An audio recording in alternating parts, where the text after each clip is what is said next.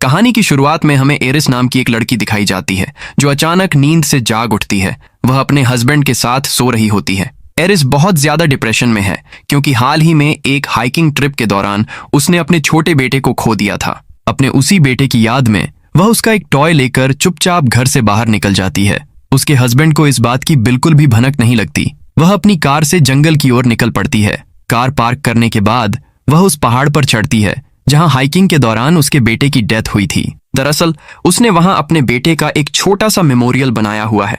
वह अपने साथ लाया हुआ टॉय उस मेमोरियल के पास रख देती है। इसके बाद वह पहाड़ की बिल्कुल चोटी पर पहुंच जाती है क्योंकि वह अब अपनी लाइफ खत्म करने का पक्का फैसला कर चुकी होती है। लेकिन इससे पहले कि वह ऐसा कुछ कर पाती, वहां रिचर्ड नाम का एक आदमी आ जाता है। वह उससे कहता है कि मुझे अच्छे से पता है तुम क्या करने वाली हो, मैं तुम्हें रोकूंगा नहीं, लेकिन मैं तुम्हें अपनी स्टोरी सुनाना चाहता हूँ जिससे मेरा दिल थोड़ा हल्का हो सके। रिचर्ड बताता है कि जब वह अपनी ग्रेजुएशन कर रहा था तब उसके पास एक कार थी। एक दिन उसकी कार का बहुत भयानक एक्सीडेंट हो गया। उस हादसे में उसकी जान तो बच गई लेकिन उसकी गर्लफ्रेंड की डेथ हो गई। इस घटना के बाद वह काफी गहरे डिप्रेशन में चला गया था। हालांकि टाइम बीतने के साथ उसने अपनी जिंदगी को फिर से जीने का नया रास्ता ढूंढ ही लिया। एरिस कहती है, तुम्हारी स्टोरी सुनकर मुझे सच में बहुत दुख हुआ। इसके बाद वह भी अपनी कहानी बताने लगती है। वह कहती है कि एक दिन वह अपने हस्बैंड और बेटे के साथ बिल्कुल इसी जगह ट्रैकिंग के लिए आई थी। जब उसके हस्बैंड एक पेड़ पर अपना और उसका नाम उकेर रहे थे, ठीक उसी टाइम उसका बेटा मार्शमैलो रोस्ट करने के लिए आसपास लकड़ियां ढूंढ रहा था। तभी अचानक उसका पैर फिसल गया और वह पहाड़ी से सीधे नीचे गिर गया। इस दर्दनाक हादसे में उसकी जान चली गई। एरिस बताती है कि वह आज तक खुद को इस खौफनाक घटना के लिए माफ नहीं कर पाई है। रिचर्ड शांत होकर कहता है, मैंने जो कहना था वो कह दिया, अब तुम जो भी चाहो वो कर सकती हो। इतना कहकर वह वहां से जाने लगता है। एरिस का भी अब सुसाइड करने का इरादा पूरी तरह बदल चुका होता है, इसलिए वह पहाड़ से नीचे उतर आती है। जहां एरिस की कार खड़ी होती है, ठीक वहीं रिचर्ड की कार भी पार्क होती है। दरअसल उसने अपनी कार को एरिस की कार के बिल्कुल करीब खड़ा कर दिया होता है, जिसकी वजह से एरिस अपनी कार के अंदर ठीक से नहीं जा पाती। तभी रिचर्ड उसकी हेल्प करने के बहाने से वापस आता है। उसके हाथ में एक अम्ब्रेला होता है, लेकिन वह कोई नॉर्मल छाता नहीं होता। असल में वह एक स्पेशल स्टन डिवाइस होती है जिससे बिजली का शॉक देकर किसी भी इंसान को बेहोश किया जा सकता है। रिचर्ड तुरंत उसी डिवाइस का यूज करके एरिस को बेहोश कर देता है और उसे अपनी कार में मजबूती से बांध कर रख देता है।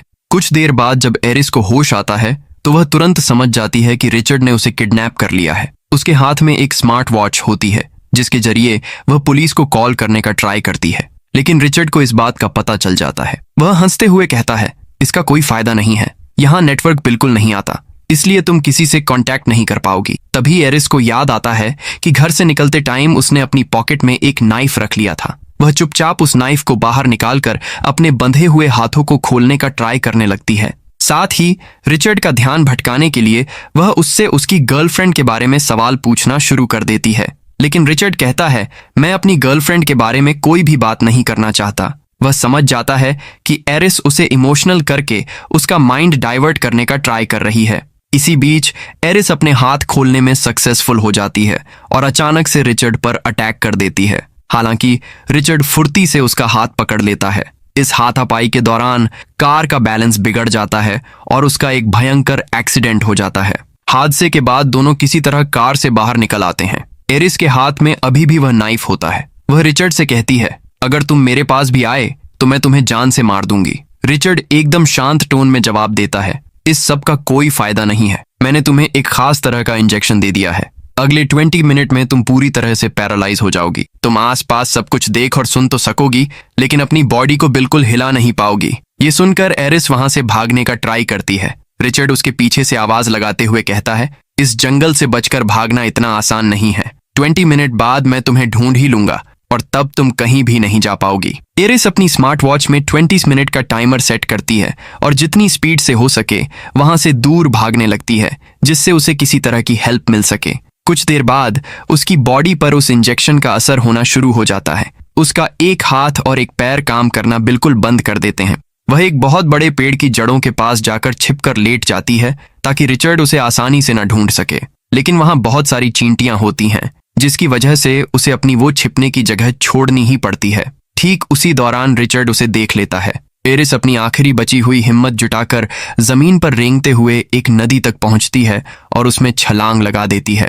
नदी के पानी का बहाव बहुत तेज होता है, इसलिए वह पानी के साथ बहते हुए वहां से काफी दूर निकल जाती है। तभी वह अपनी वॉच पर नजर डालती है और देखती है कि टाइमर में अब सिर्फ 1 मिनट बचा है। उसे इस बात का एहसास हो जाता है कि यही उसका आखिरी 1 मिनट है जिसमें उसे किसी सेफ जगह तक पहुंचना ही होगा।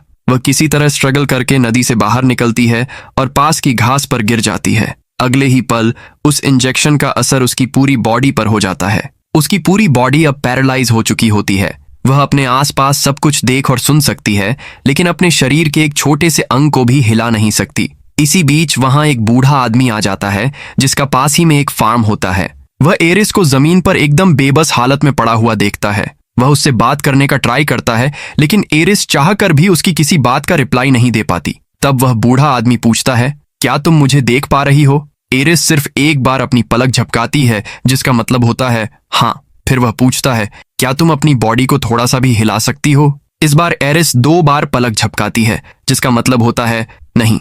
वह बूढ़ा आदमी तुरंत समझ जाता है कि इस लड़की के साथ कुछ बहुत ही सीरियस हुआ है। वह उसे अपनी ट्रॉली में लाद कर अपने घर ले जाता है ताकि वह पुलिस को इन्फॉर्म कर सके।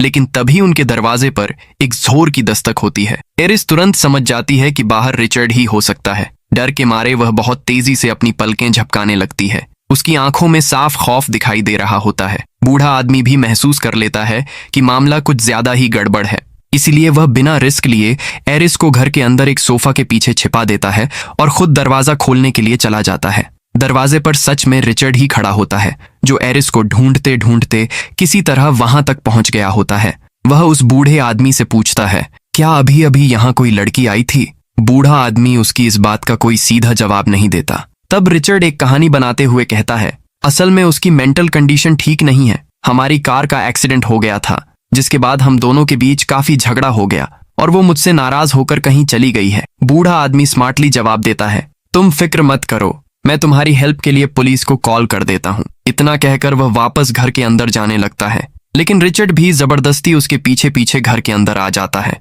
बूढ़ा आदमी नाराज होकर उससे पूछता है, तुम बिना परमिशन के मेरे घर के अंदर कैसे आ गए? तब रिचर्ड खुद को बचाने के लिए रोने का नाटक करने लगता है। वह कहता है कि वह अपनी वाइफ को लेकर बहुत ज्यादा टेंशन में है। वह इतनी ज्यादा इमोशनल बातें करता है कि वह सीधा सादा बूढ़ा आदमी भी उसकी बातों में फंसने लगता है।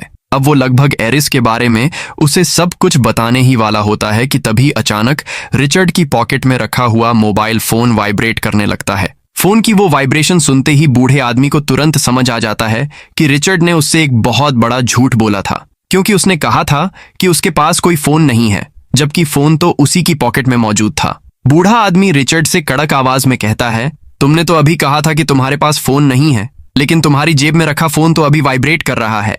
ये सच सामने आते ही रिचर्ड का असली चेहरा बाहर आ जाता है। वह एकदम गुस्से में चिल्लाते हुए कहता है, मुझे सीधे सीधे बता दो कि तुमने उस लड़की को कहाँ छिपाया है, वरना मैं तुम्हें यहीं मार डालूंगा।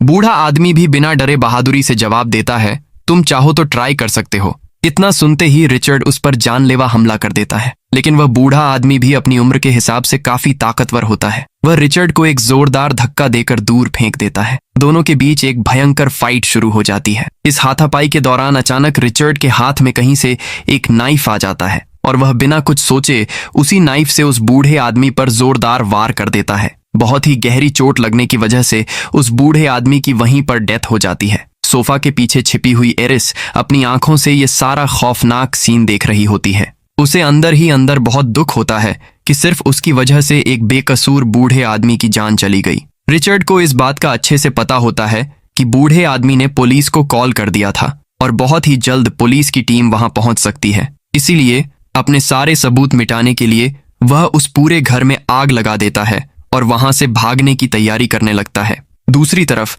एरिस की बॉडी में दी गई उस दवा का असर अब धीरे धीरे कम होने लगता है। सबसे पहले उसकी उंगलियां और उसका एक हाथ थोड़ा थोड़ा काम करना शुरू कर देते हैं। वह अपनी ताकत लगाकर किसी तरह खिड़की पर लगे हुए पर्दे को हिलाने का ट्राई करती है ताकि बाहर खड़े किसी इंसान का ध्यान उसकी तरफ जाए और उसे हेल्प मिल सके। बाहर रिचर्ड उस बूढ़े आदमी का ट्रक लेकर वहां से बस निकलने ही वाला होता है कि तभी उसकी नजर उस हिलते हुए पर्दे पर पड़ जाती है। वह तुरंत समझ जाता है कि उस घर के अंदर अभी भी कोई ना कोई मौजूद है।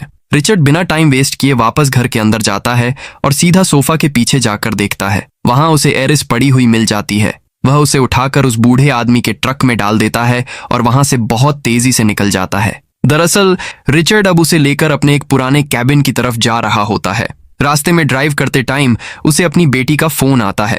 वह बहुत खुशी के साथ बताती है कि इस बार उसके एग्जाम्स में बहुत अच्छे मार्क्स आए हैं, इसलिए वह अपनी मॉम के साथ उससे मिलने के लिए उसी कैबिन पर आने वाली है। असल में रिचर्ड कुछ दिन शांति से अकेले बिताने के लिए उस कैबिन में आया हुआ था। वह फोन पर अपनी वाइफ से बात करता है और उसे टालते हुए कहता है कि मुझे अभी थोड़ा टाइम अकेले रहने की जरूरत है, लेकिन उसकी वाइफ साफ कह देती है, मुझे कुछ नहीं सुनना, मैं और तुम्हारी बेटी आज शाम तक हर हाल में वहां पहुंच रहे हैं। ये बात सुनकर रिचर्ड बहुत ज्यादा फ्रस्ट्रेट और गुस्से में आ जाता है, क्योंकि वह एरिस को अगवा करके उसी कैबिन में ले जाने वाला था। कुछ दूर आगे चलने के बाद ट्रक का फ्यूल लगभग खत्म होने वाला होता है, इसलिए वह एक गैस स्टेशन पर गाड़ी रोकता है। वहां पहुंचने पर उसे पता चलता है कि उनका कार्ड पेमेंट सिस्टम काम नहीं कर रहा है, इसलिए पेमेंट करने के लिए उसे ट्रक छोड़कर अंदर जाना पड़ता है। इसी बीच एरिस की बॉडी पर उस दवा का असर और भी कम हो जाता है। अब उसका एक पैर भी थोड़ा काम करने लगता है। तभी अचानक एक छोटा सा बच्चा ट्रक के पास आता है और एरिस को देखकर प्यार से हेलो कहता है।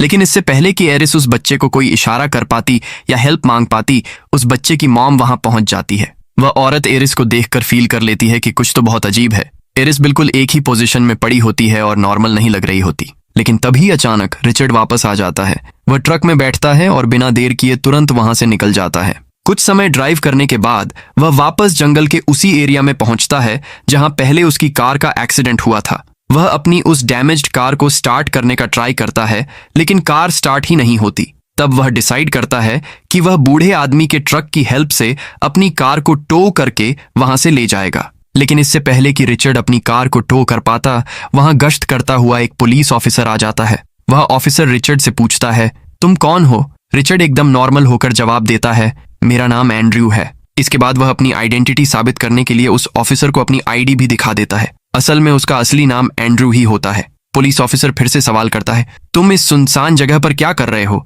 और ट्रक में बैठी यह लेडी कौन है? एंड्रयू बहुत चालाकी से कहता है, ये मेरी वाइफ है। इसने बहुत ज्यादा ड्रिंक कर रखी है और यह नशे में है।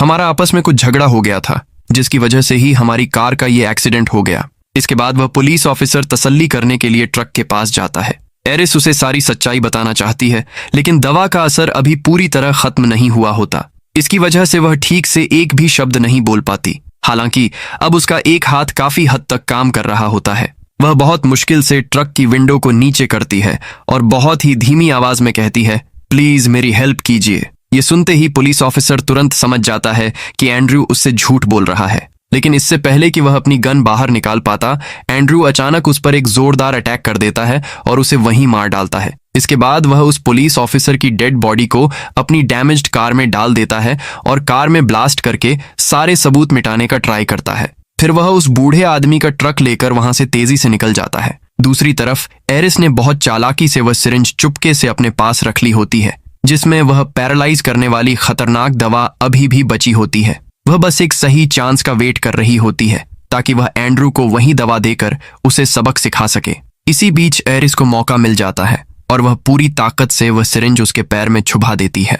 लेकिन किस्मत खराब होने की वजह से उसका अंगूठा अभी भी पूरी तरह काम नहीं कर रहा होता, इसलिए वह सिरिंज का प्लंजर दबाकर उस दवा को एंड्रयू की बॉडी में नहीं पहुंचा पाती। एंड्रयू दर्द से चिल्लाते हुए तुरंत वह सिरिंज छीन कर फेंक देता है। इसके बाद वह गुस्से में एरिस को एक बोट में बिठाता है और झील के बिल्कुल बीचों बीच ले जाता है। बोट में डरी हुई एरिस नोटिस करती है कि एंड्रयू के पास एक नाइफ रखा हुआ है। वह किसी तरह उस नाइफ तक पहुंचना चाहती है। तब वह बहुत इमोशनल होकर कहती है, मेरी पॉकेट में मेरे बेटे का एक टॉय है। मैं बस यही चाहती हूँ कि मेरी लाइफ के इन आखिरी पलों में वो टॉय मेरे पास रहे। एंड्रयू उसकी यह आखिरी बात मान जाता है। जैसे ही वह टॉय देने के लिए उसके करीब आता है, एरिस अचानक उसका नाइफ छीन लेती है और पूरी ताकत से उसकी गर्दन पर वार कर देती है। इस अचानक हुए हमले से एंड्रयू अपना बैलेंस खो देता है और सीधे झील के पानी में गिर जाता है। उसकी गन उसी बोट में रह जाती है, जिसे एरिस फुर्ती दिखाते हुए अपने कब्जे में ले लेती है। एंड्रयू पानी से बाहर निकलने के लिए स्ट्रगल करता है,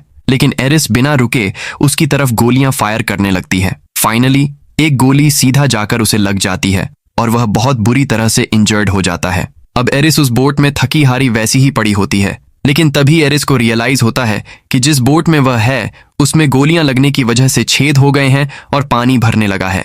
उसकी फिजिकल कंडीशन अभी भी पूरी तरह नॉर्मल नहीं हुई होती, इसलिए वह चाहकर भी तुरंत स्विमिंग नहीं कर पाती। देखते ही देखते कुछ ही देर में वो बोट पूरी तरह पानी से भर जाती है और डूबने लगती है। एरिस भी उस बोट के साथ उस गहरी झील में डूबने लगती है। लेकिन ठीक उसी टाइम उसकी बॉडी पर उस दवा का असर पूरी तरह से खत्म हो जाता है और उसकी ताकत वापस आ जाती है। वह तुरंत तैरकर पानी के सरफेस पर आ जाती है। तभी उसकी नजर झील के दूसरे किनारे पर पड़ती है, जहां एंड्रू किसी तरह पानी से बाहर निकल आया होता है। वह बहुत ज्यादा इंजर्ड होता है और अपनी लाइफ की आखिरी सांसें ले रहा होता है। एरिस पानी से बाहर निकलकर उसके पास जाती है। वह उसकी आंखों में बिल्कुल सीधा देखकर बहुत ही सुकून भरी आवाज में कहती है, थैंक यू।